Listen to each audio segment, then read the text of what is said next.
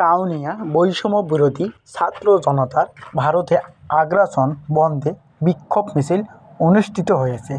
তিস্তা বাঁচাও, দেশ বাঁচাও এই স্লোগানকে সামনে রেখে ভারতীয় চক্রান্তে আংশিকভাবে পানি ছাড়ার ফলে সৃষ্ট বন্যা, ভারতীয় আগ্রাসন বন্ধ, ৫৪টি বিভিন্ন নদীর পানি ন্যায্য হিসাব দাবির প্রেক্ষিতে ২২শে আগস্ট বেলা ১১টায় রংপুর কাউনিয়া উপজেলা বৈষম্য বিরোধী ছাত্র জনতার ব্যানারে বিক্ষোভ মিছিল অনুষ্ঠিত হয়েছে। এ সময় ছাত্র জনতা তাদের বক্তব্যে বলেন, ভারত আমাদের কখনো বন্ধু রাষ্ট্র ছিল না, এখনও নেই।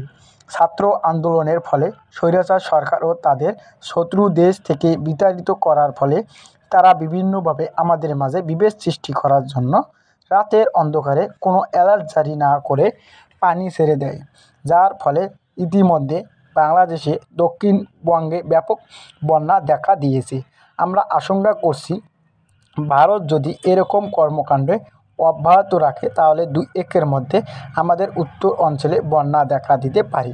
তাই আমরা এর প্রতিকার চাচ্ছি এবং ছাত্র জনতাকে সজাগ থাকার জন্য আহ্বান জানাচ্ছি।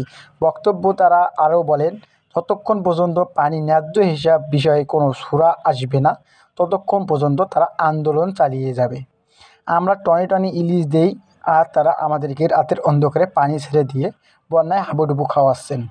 এ সময় উপস্থিত থেকে আরও বক্তব্য রাখেন বৈষম্য বিরোধী ছাত্র জনতার পক্ষে তরিকুল ইসলাম, সোহেল রানা সোহান, আব্দুর রহিম, সাজু আহমেদ, আল আমিন সহ প্রমুখ।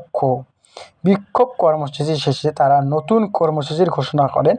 আগামী ২৩-৮-২৪ তারিখে তিস্তা ব্রিজে মানববন্ধন ও জনসমাবেশের ঘোষণা দেন।